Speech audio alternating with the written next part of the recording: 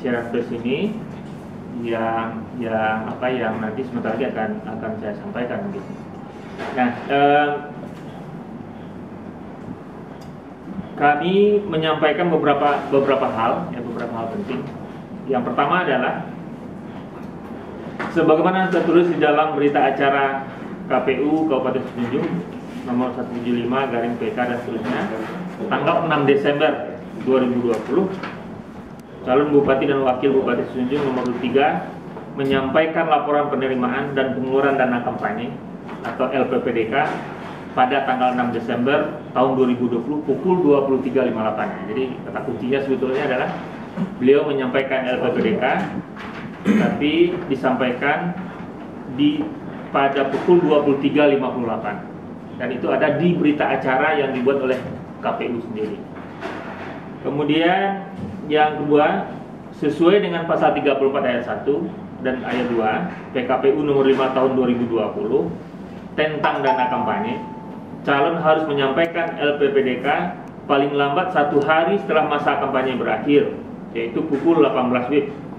Artinya menurut pasal 34 ayat 1 dan ayat 2 ini, maka paling lambat itu tanggal 6 Desember tahun 2020 pukul 18.00 ya, pukul 18.00.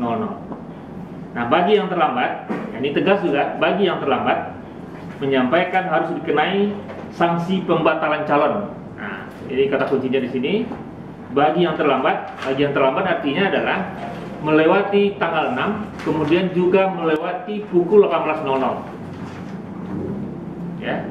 Tadi di poin 1, pasangan calon nomor 3 itu kata KPU menyampaikan LPPDK-nya di tanggal 6 pukul 23.58. Jadi 2 menit lagi menjadi pukul 00 gitu ya. Nah, di pasal 54 PKPU 5 tahun 2020 itu tegas sekali dinyatakan bahwa bagi yang terlambat menyampaikan harus dikenai sanksi pembatalan calon. Ya. Jadi bahasanya itu bukan bagi yang tidak menyampaikan, tapi bagi yang terlambat menyampaikan. Nah, ini tegas sekali. Ya, sama datang Pak. Terus. Ya. Jadi bahasanya itu bagi yang terlambat menyampaikan. Ini penting ya. Kalau berdasarkan dokumen yang dikeluarkan oleh KPU itu katanya menyampaikan, tetapi pada tanggal 6 Desember 2020 pukul 23.58. Harusnya pukul berapa? Harusnya 18.00. Gitu. Nah, kemudian yang ketiga, sampai hari ini KPU Semenanjung tidak menjalankan perintah pasal 54 PKPU 5 tahun 2020 tersebut, atau belum membatalkan calon nomor urut 3 dalam kurung Beni Dwifa Yuswir SSTP MSI dan Haji dan H Iradatullah SPT. Saya nggak tahu H ini Haji atau Haji ya? Haji Iradatullah SPT.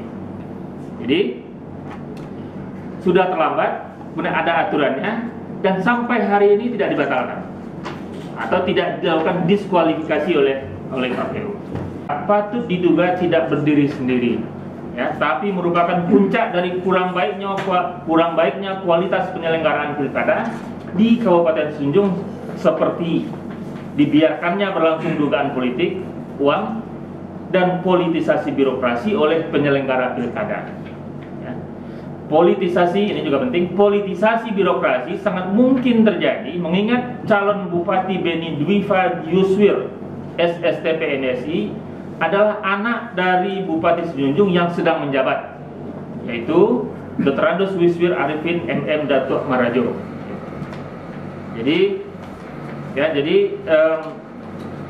saya ulangi, keterlambatan penyampaian LPPDK ini sebetulnya puncak saja dari akumulasi persoalan yang terjadi di lapangan ketika pilkada berlangsung, ya. Ada manipolitik, ada dugaan manipolitik, ada dugaan politisasi birokrasi. Yang khusus politisasi birokrasi di mana-mana itu hanya bisa terjadi kalau incumbent bermain, ya. Dan faktanya, ya, saudara Beni adalah anak dari bupati yang sedang berkuasa. Sebab itu, dan untuk atas nama hukum dan demi terselenggaranya pilkada yang berkualitas, yaitu pilkada yang jujur dan adil, kami meminta Saudara Ketua beserta Komisioner KPU Sejunjung yang lain untuk segera menjalankan kewajiban hukum, yaitu melakukan pembatalan calon bupati dan wakil bupati Sejunjung nomor urut 3 dalam kurung Beni Dwifa Yuswir STP, MSI dan Haji Iradatillah SPT. Nah, jika KPU Sejunjung tidak melaksanakannya, kami akan melakukan tindakan hukum selain tindakan-tindakan hukum yang sudah ditempuh oleh klien kami sebelumnya. Nanti Saudara Fani bisa ceritakan apa-apa saja tindakan-tindakan hukum yang sudah dilakukan. Dan selain dari itu, insya Allah kalau KPU Sejunjung masih tetap bandel dengan keputusannya itu atau tidak mematuhi aturan hukum yang berlaku, maka kami akan melakukan tindakan hukum lainnya. Terima kasih atas perhatiannya dan kerjasamanya.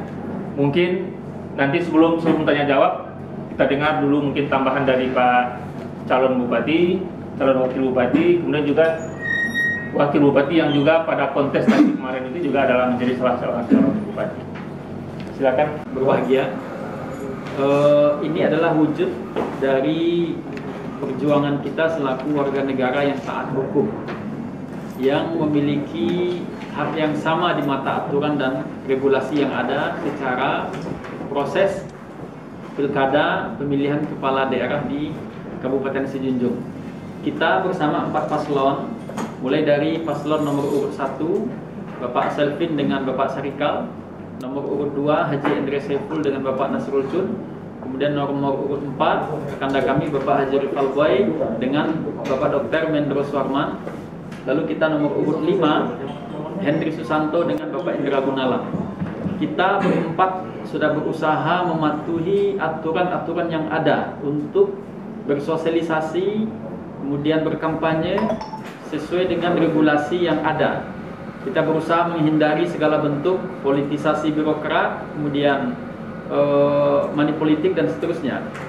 Untuk itu, ketika kami melihat ada proses demokrasi yang itu juga disaksikan oleh masyarakat Sejunjung dengan puluhan laporan yang telah dinaikkan ke Bawaslu, dan pada umumnya laporan-laporan kita tidak digubris. Kemudian yang kedua, kita berempat juga berkomitmen. Sebenarnya kelima calon itu sudah berkomitmen untuk menandatangani fakta integritas.